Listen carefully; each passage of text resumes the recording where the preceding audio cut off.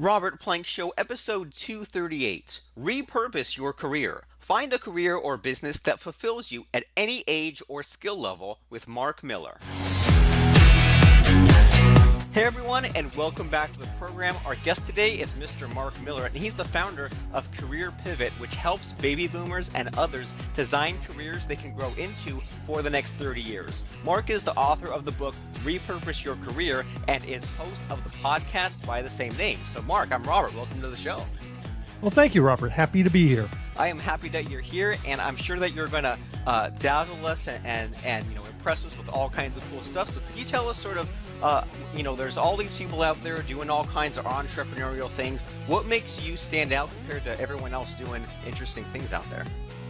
Well, I'm nearly 60 and I'm on my 7th career. I've been referred to as a professional career changer. And this is everything from working big corporate, IBM, to 2 successful tech startups, to teaching high school math in an inner city high school, to I did a year stint at doing corporate fundraising for the Jewish Community Center. And I commonly joke, being a non-Jew, being the face of a Jewish organization is interesting. And so I help people figure out what they want to do next. And that is first helping people figure out who the heck they are, and then what's the next pivot to get them to where they want to go.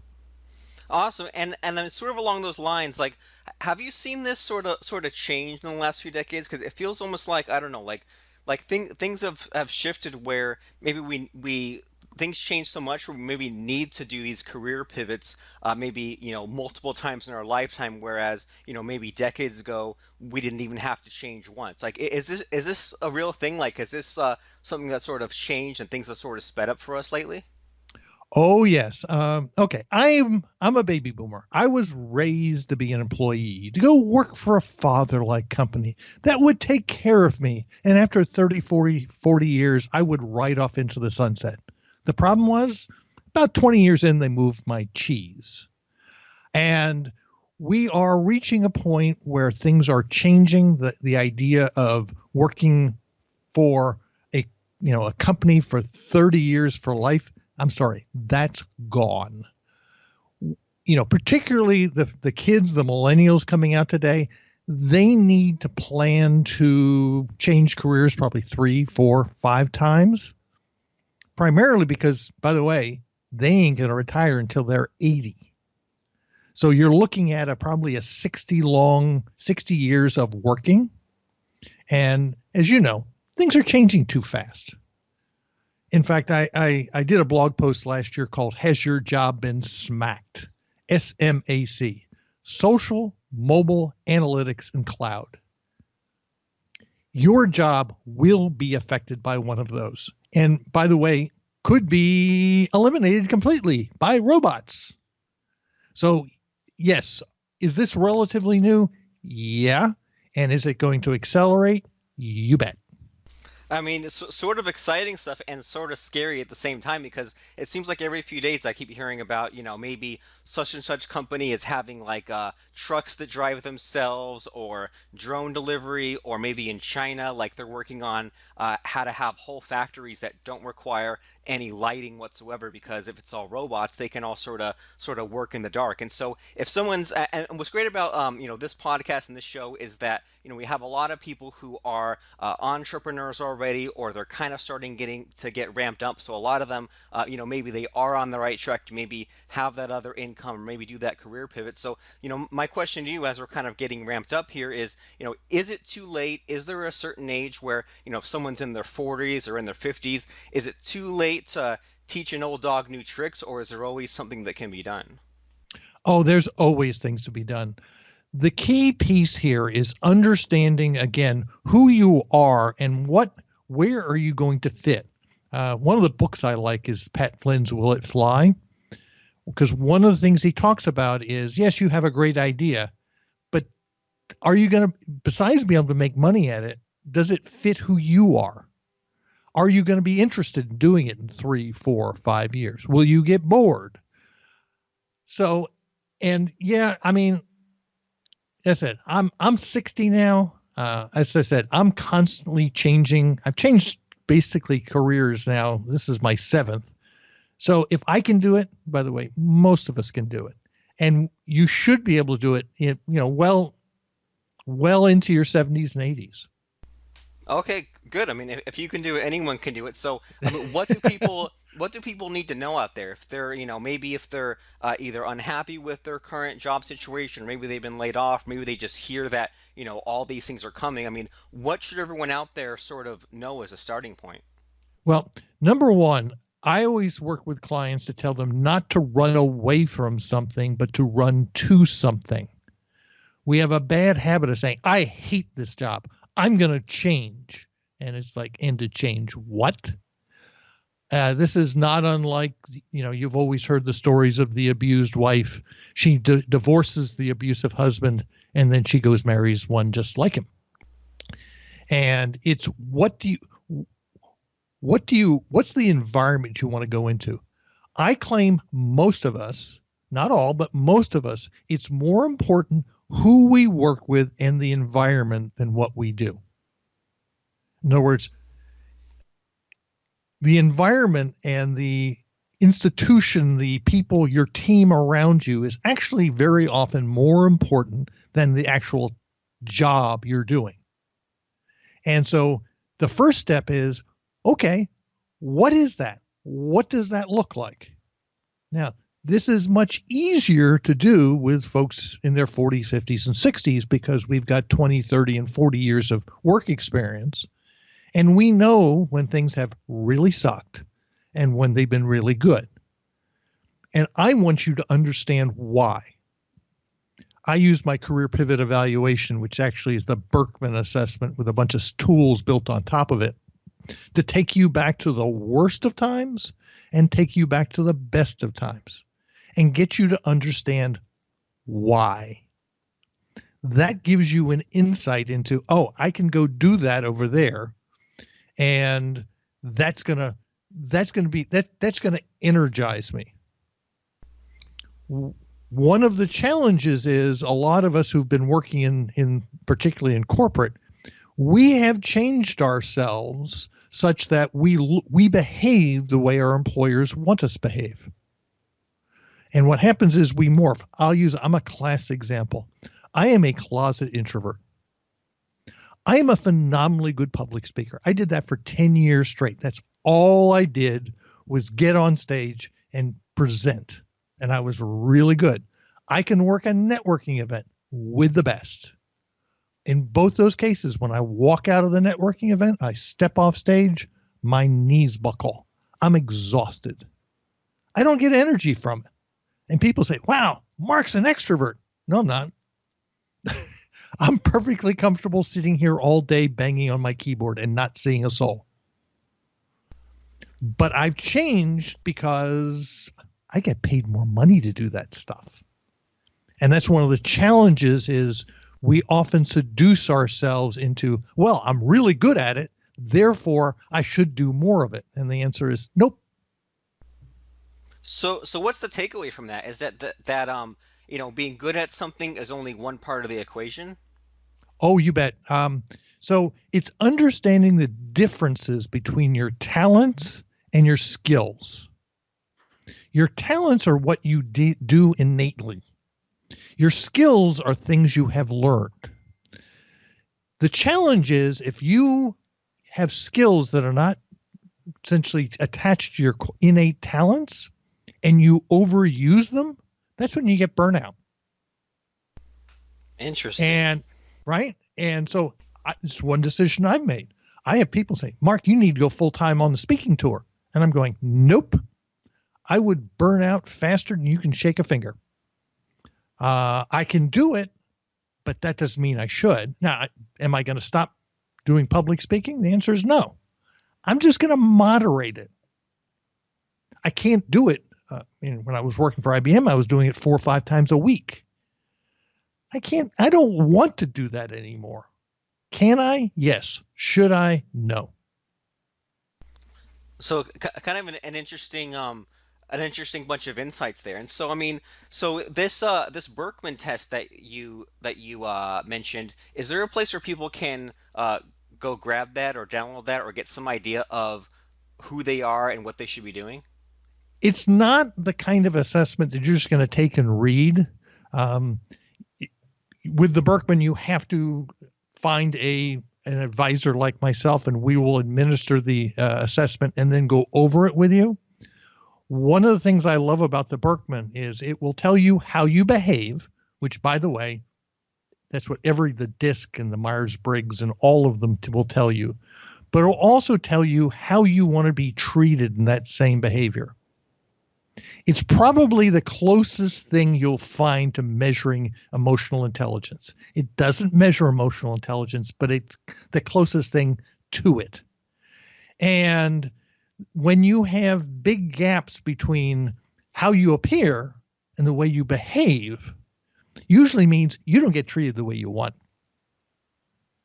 So So go ahead. So does that so that the last thing you said where there's a way that you appear and there's a way that you behave. I mean, does that sort of mean like if you're dealing with say like a hostile boss or maybe the bad like coworkers that you don't like, does that sort of mean that you have to be more careful or like find yourself like thinking through how I'm gonna present this or present this information? Is it sort of along those lines?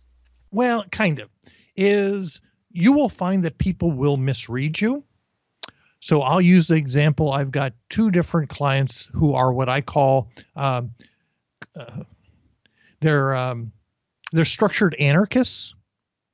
In other words, they appear very orderly. You would think they're very rule oriented. The challenge is the rules have to be theirs. So the point is they're really good at they're phenomenally good at walking into chaos and creating order. But once they've created the order, you would assume they'd want to maintain that order. And the answer is nope. They need to get the hell out. They get bored silly. I can't tell you the number of folks I have discovered who are stealth competitors. These are primarily women. Oh, in fact, every educator I have worked with has been a stealth competitor, and that is they're sweet, lovely people. And oh, by the way, if you don't reward them the way they want, they get really angry. And you go, well, how do I know you want that reward? Well, you should just know. And by the way, this is something that's largely programmed into. This is the if you remember last year, the Microsoft CEO who was he spoke at a women's conference. He says, "Oh, you shouldn't ask for pay raises. It's bad karma." And of course, he got lambasted for that. But those are kinds of things that people they learn not to ask for what they want, and then they wonder why they don't get what they want.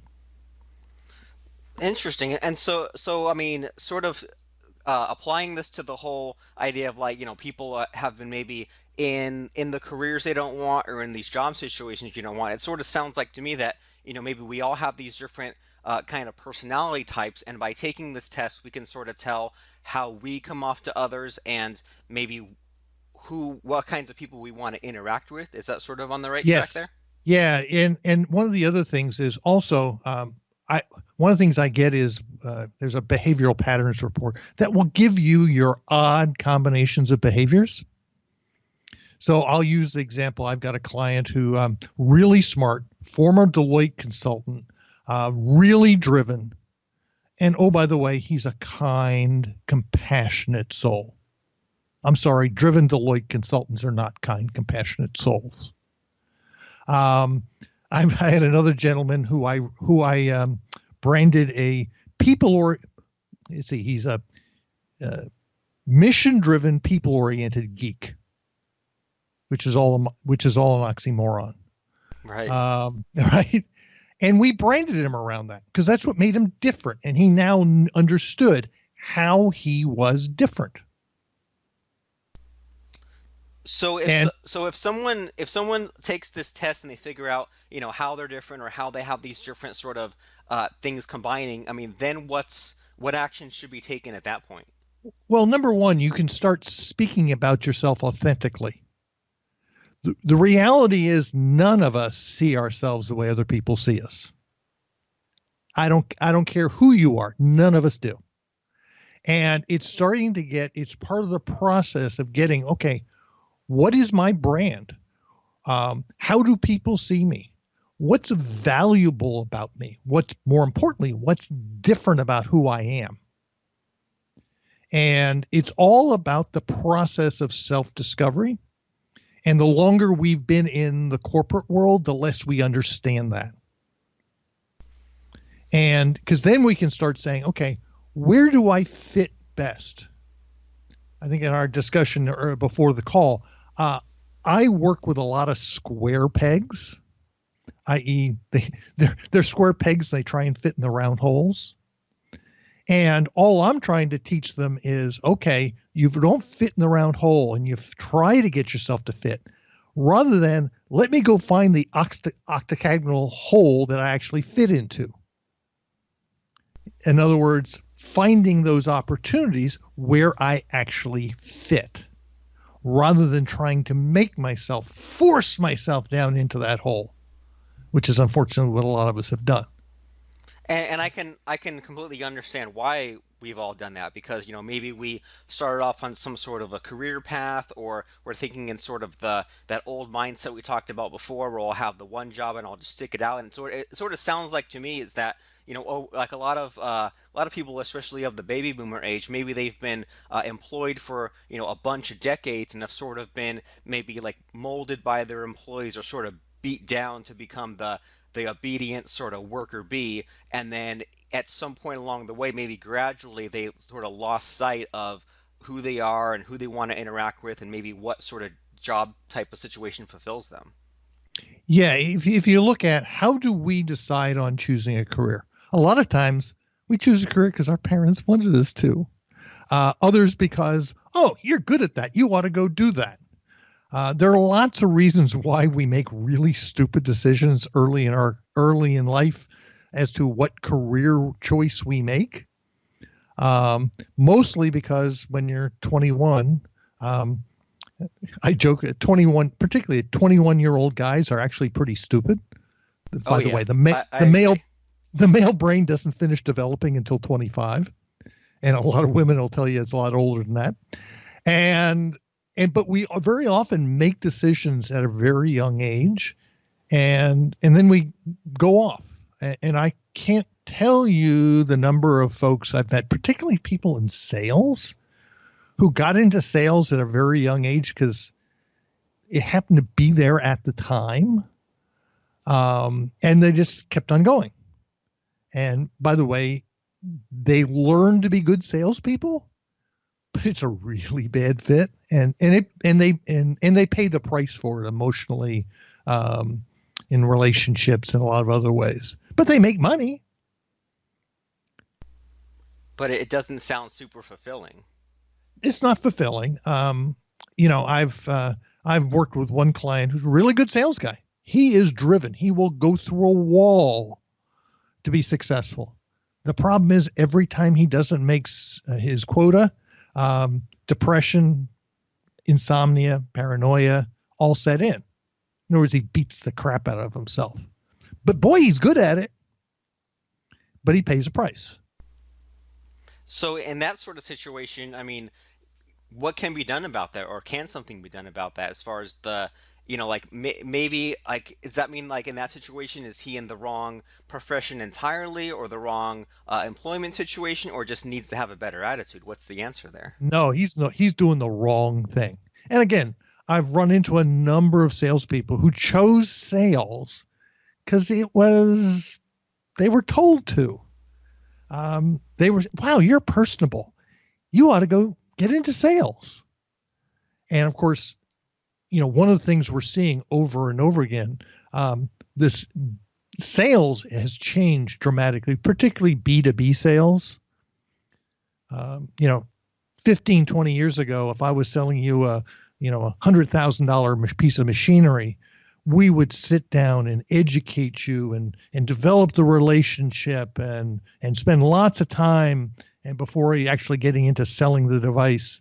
And today, you spend 10 hours on the internet researching it, and you're almost there by the time you talk to the sales folks. Right. Right? It's changed, and so therefore the compensation in sales has dropped dramatically. Boy, when you start getting into SaaS and cloud computing, boy, from a sales perspective, that has turned things on its ear, and how people are compensated. And it's the world has changed, and it ain't going back. So, I mean, sort of along those lines, as far as like things changing a bunch, I mean, and with your, different coaching clients and people you've dealt with, have you ever dealt with people who maybe they were in sort of a job and then they became entrepreneurs and maybe entrepreneurship is not for them? Have you ever come across that sort of situation? Yeah, when I go through the evaluation, I can tell you pretty much whether they are suited to be an entrepreneur. Now, there are, well, even my podcast that came out today, where I interviewed a good friend of mine who is what I refer to as a resilient, reluctant entrepreneur. In other words, there are some folks who just aren't suited to be entrepreneurs. And by the way, only about 10% of the population is really oriented towards entrepreneurship. It's not for everybody. But there are those who can do it when they have to. I refer that to it as a necessity entrepreneur. In other words, you don't have another choice.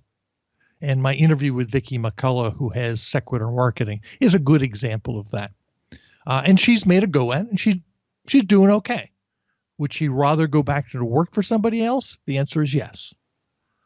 But we're going to see more and more of this because the barriers to entrepreneurship have dropped significantly, and you kind of talk about that on this show and with other people. And two, it's going to be a requirement because we are rapidly moving to a gig economy. I think the predictions by 2025. Half of the jobs in this country half the folks in this country will be contractors or freelancers. And for some, that's great. And others, that's really hard. But there is a fit for everyone at some point in the future, right? Well, it's a fit. Everyone's going to have to make a compromise. And it's learning new skills. One of the challenges we're going to see is we're going to continue to see disruption in the job market, primarily because of robots. I'll use the example is as we increase the minimum wage, that will cause more and more technology to come in. There's no reason why you can't pull up your mobile app and order something from McDonald's and just drive up and pick it up and have it already paid for. We'll see more things like that. But, I always use the example, go to an airport. If you went in 1999, there were scads of people who help you get your bags checked in, processes your ticket. Now you walk in and they're all kiosks. And the number of people who work at the airport has dropped by about 70%. So as we said, we live in interesting times, and you have to be aware of that, and you have to be constantly looking, where do I fit in? Because it will disrupt.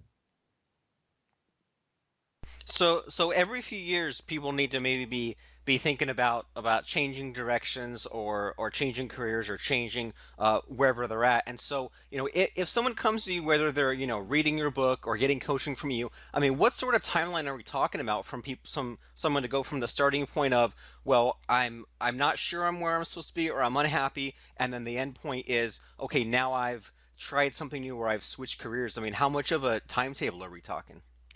Well, sometimes it's very short, 6 months. Sometimes it's multiple years. I've got one client, she's going to be on my podcast in a couple of months, who I've been working with her for about 3 years, and she's on her second pivot. She moved out of, she did air and water permitting. environmental engineering. Really, by the way, really boring stuff. And she's a closet creative. She then moved out of that into doing marketing for the same industry, art marketing and business development. And now she has moved into of all things, selling mining equipment. If you need a rock crusher, that's the kind of stuff that her company deals with. And she does trade shows. And the next step is to get her out of that completely. Now, I've got another client who was in B2B sales for industrial equipment. He ended up, believe it or not, his motto was, when he was probably your age, if it had wings, wheels, or keels, it was cool. Well, he ended up helping the onboarding and training of drivers on the Houston Metro Red Line. In other words, he drove trains. He has since left that, and he's now becoming a drone pilot. And he's working with about 3 different things. He's working right now with a startup here in Austin that is working on autonomous drones. And by the way, he's a commercial pilot, and he's having the time of his life. But those were two completely, in other words, where you go next isn't always the landing point. And what I'm hearing a lot from you too is also that where you go next might be an industry that didn't exist 10 years ago, like the drone stuff, or someone has to code, or someone has to set up all those automated kiosks, things like that. You betcha. Things are changing fast. We are going to see industries disappear. I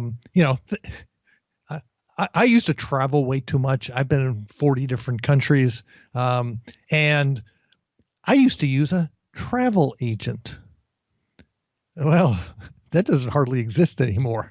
And in some ways, I wish they did, because it would make my life easier when I really don't know what I want. But it's a real, you have to be very, very aware of when things are good.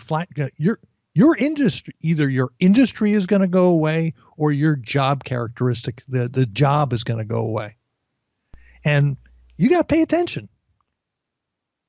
I mean, yeah, and I think that every one of us probably has several family members or several friends who, if some sort of economic downturn hit, like totally lost their job. Like, I know people who used to be like construction sort of computer aided designer type of dudes, and the whole industry went away, had to sort of change over and do something else. Like, I know people who used to be radio DJs or things like that, and that whole thing went away, had to pick up into podcasting or start their own business. And so as you're explaining this, like, people have to sort of like know when the tide is turning, or know when it's time to get out, I guess. Like, is there a danger if people are switching careers? Is there sort of a danger in having and not having mastery of one skill, or in not having enough experience in order to get the good jobs or the higher paying jobs? Is there any sort of danger in that? Well, the one thing that has changed from when I exited college, when I graduated in the late 70s to now, is back in the 70s and 80s, most of the big companies, and I was in the technology world, they wanted generalists. Now everybody wants specialists. And the challenge is understanding those what those specialties are, and what's hot today won't be hot tomorrow. So I'll use an example. I went and spoke at our local community college. They have a coding boot camp. And I went out and spoke to them a couple of weeks ago, and talking about, in the technology world, I explained that in the last 40 years, everything has changed. And by the way, nothing has changed. The concepts that I used, I'll use the example, real simple one. I had a mainframe email address back in 1980. By the way, email hasn't changed one bit. The mechanics behind it has changed, but the basic concepts and how email is exchanged hasn't changed in 50 years, 40 years. But the tools and the mechanics have. And it's being able to differentiate between your uh, your underlying concepts and then the mechanics. So the idea is if you're learning Java today or you're learning certain packages, you're learning. Well, I'll use the example. I have a client who's 55 and she's in a Ruby on Rails boot camp and she's just completed. And what the Ruby on Rails boot camp was teaching her was how to think, was how to solve problems. Now, she learned Ruby on Rails and it's a hot skill. But in 5 years, will it still be hot? I don't know. Probably not. But will the underlying problem solving skills she gained from the boot camp, will those still be relevant? The answer is hell yes.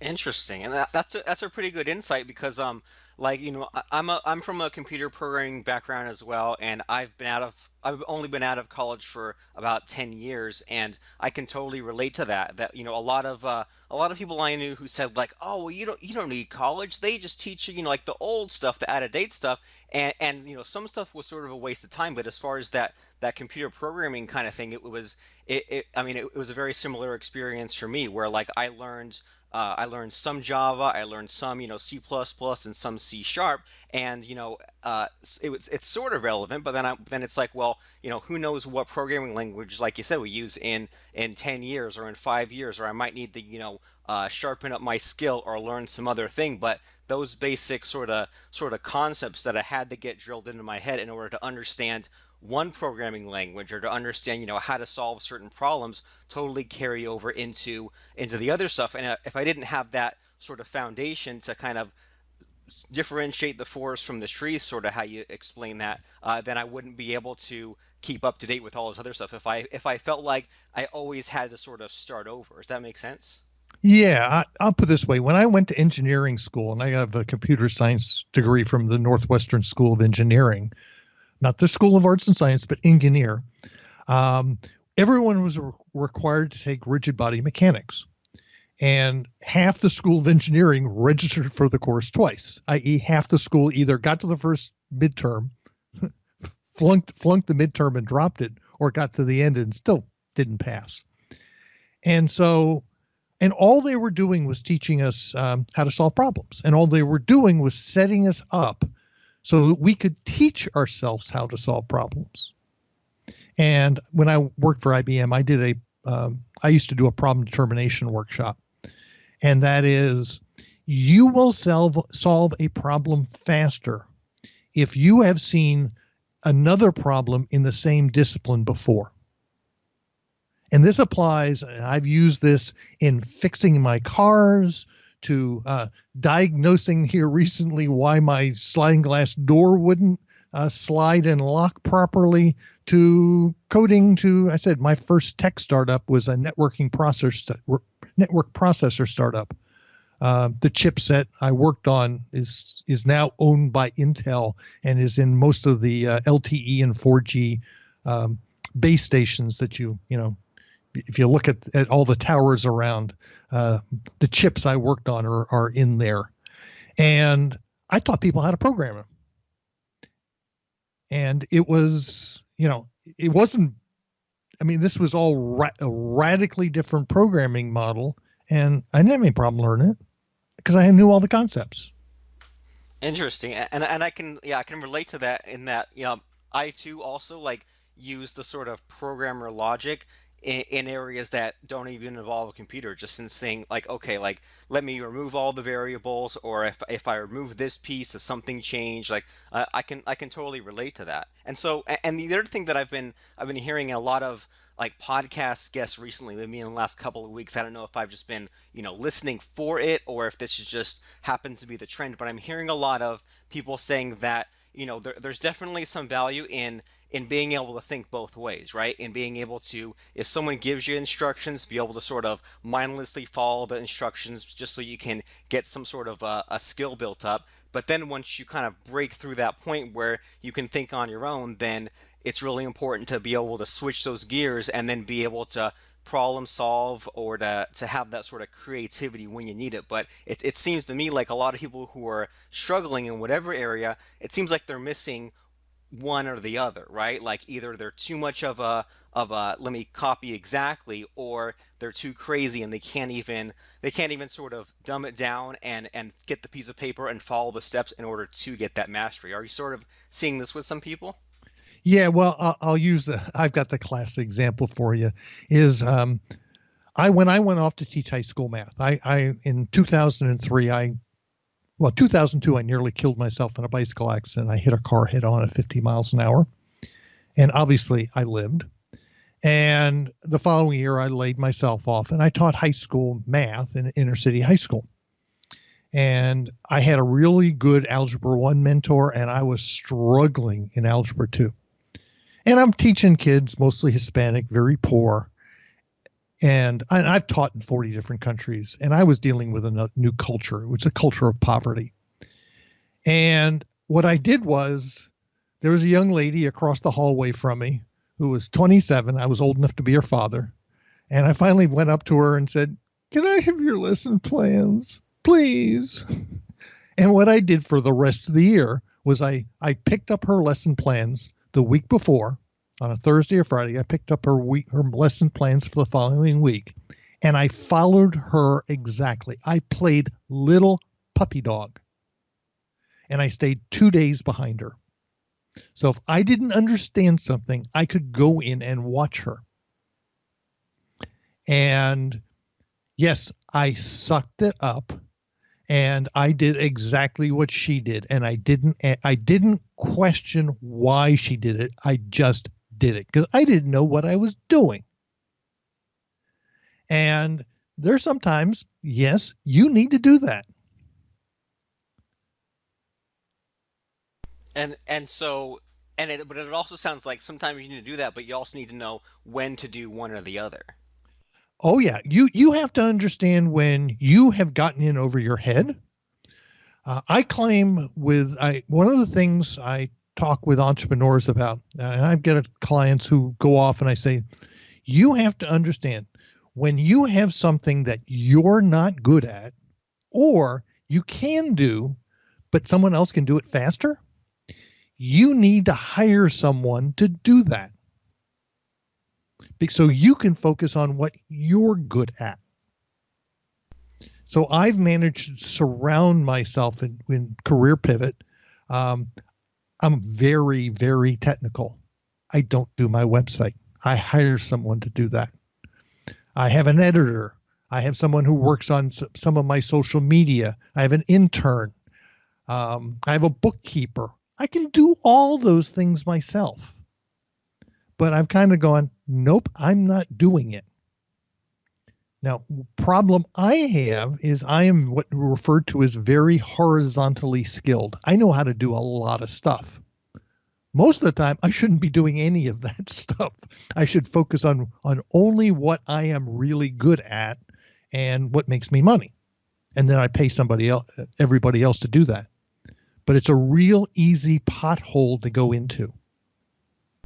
I completely relate, and your logic there makes perfect sense. And sort of along those lines, I want to make sure that everyone knows that they can come to you and focus on what they're good at, and come to you as far as this whole repurposing or changing or getting a better fit for their career. And I want to make sure that everyone knows all about everything it is that you have to offer. So can you tell us a little bit about, I mean, whatever you feel like you mentioned like the book, the podcast, or coaching. I mean, everyone listening, I mean, where should they go to find out about you? And I mean, where do you want everyone to go right now? Like, what's the Okay. number one place for them to go? Okay. My website is careerpivot.com. So remember, like career, like a basketball pivot. And by the way, I've got a brand new book called Repurpose Your Career, the second edition, and I'm now titling it A Practical Guide for the Second Half of Life. And you'll be able to pick up preview chapters at careerpivot.com/plank. I'll create a page for that. And by the way, that book should be available for pre-order on Amazon by March 15th, and it should be available for sale on Amazon by April 15th, in celebration of Tax Day. Uh, and what I do, as I said, I largely deal with square pegs. If you feel like you don't fit, you're not happy what you're doing. And I said, I've worked with everything from what I like to call older millennials to up to 70-year-olds.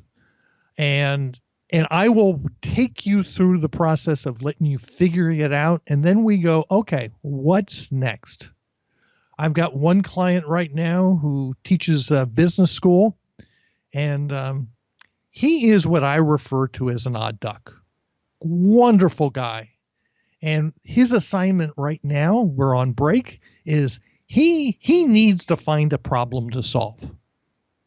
He's very, very mission driven. And once he finds a problem to solve, he'll come back to me and we'll talk again, and then we'll find him some resources. Right now, he's kind of looking at how does he solve the problem of teaching music to adolescents? Because, by the way, most adolescents right now, kids in middle school, aren't picking up band, and there's a decline in music education in the adolescent space. And he's trying to figure out, okay, how do I solve that? It's an interesting problem. And then we go about, I do personal branding. I've got a book on personal branding for baby boomers. And it is, as I say, the number one thing is that I work on is know thyself. And then we determine what to do next. And by the way, what you do next very often is not the final landing place. So I'll use example. I've got a client who I've finished with who is has a PhD in assessments, was in the K through 12 and higher ed space. And she just got sick of higher ed and K through 12 and wanted to get in the corporate market. Well, she now works as a director of assessments for an assessment company where she's gaining corporate experience, i.e., taking the rubbing off the forehead, the higher ed and K through 12 brand off her forehead. In a couple of years, she'll be able to go and pursue. She will have that corporate brand to herself that makes her much more marketable into the corporate space. So it's not one and done. Which, by the way, the kids today, none of the career choices are one and done. I mean, yeah, especially if they're 20 now and they're working until 80. I mean, I can't even imagine what anything in the world will look like in 60 years from now. It's going to be pretty crazy. Oh yeah. If you want to, there's a book I just reviewed called The 100-Year Life. And it's quite fascinating, written by a couple of English folks who they're a couple. One's a psychologist and one's an economist, and it's a quite fascinating read in the fact that the 20-year-olds, a 19, 20-year-old today won't retire until they're 85, and what does that mean? Means all kinds of crazy stuff. Right. Well, because they're going to live to 120. Right. And just it sounds like a whole way of thinking. The old way was, start working when you're 18, work till 60, die at 65, but now people are going to live to 120. I mean, now it sounds like they're going to need to sort of try out different things and change careers as the world changes, so that this this thing called a job is something that sort of adds value to their life and is like maybe even more integrated with their life, as opposed to the old school, let me go work in the mines, let me go work for PG&E or something. Now it sounds like this whole thing called a job is so much more important these days and in the future than it used to be. Yeah, in the book he refers to as the 3-stage life. First stage is getting educated, second stage is working, third stage is retiring. Now you're probably looking at a 5 or 6-stage life where you will periodically reinvent yourself and probably take a break. Why wait till retirement before you take a break? And you will every 10 to 15 years have to reinvent yourself. And one of the interesting ones is reinvention suddenly becomes ageless. In other words, as you're reinventing yourself, you may have a 22-year-old next to you, a 45-year-old, a 65-year-old next to you. Because it doesn't make a difference how old you are. Everyone will have to repetitively reinvent. So, I mean, sounds like some pretty crazy times ahead, and I want to make sure that if anyone wants to get a link to that 100-Year Life book, as well as Will It Fly, Who Moved My Cheese, and Repurpose Your Career, we're gonna have those in the show notes at robertplank.com/238. But the most important thing is to make sure that you check out Mr. Marc Miller's site. A pretty smart guy. We covered a lot of some random, some not so random topics, lots of good stuff in today's program. And make sure everyone go to careerpivot.com. That's CAREERPIVOT.com and careerpivot.com/plank. And then also grab that Repurpose Your Career book on Amazon. The second edition will be out soon. And so thanks so much, Mr. Mark, for sort of sharing these insights about where people might feel like they are not living up to their true potential, or feel like there could be something more, or there could be a better fit. I mean, lots of interesting case studies and lots of people who have maybe there are people out there who maybe thought that they had peaked, and then after finding you found that, whoa, like I can reinvent myself again and again. So thanks for hopping on, and thanks for sharing some of those really cool insights and breakthroughs and stuff. Sure, it's been great being here. Hey there, it's Robert Plank. Thanks for listening. Now, if you want to find out more about Mark or go to his websites or anything, go to robertplank.com/238 to see all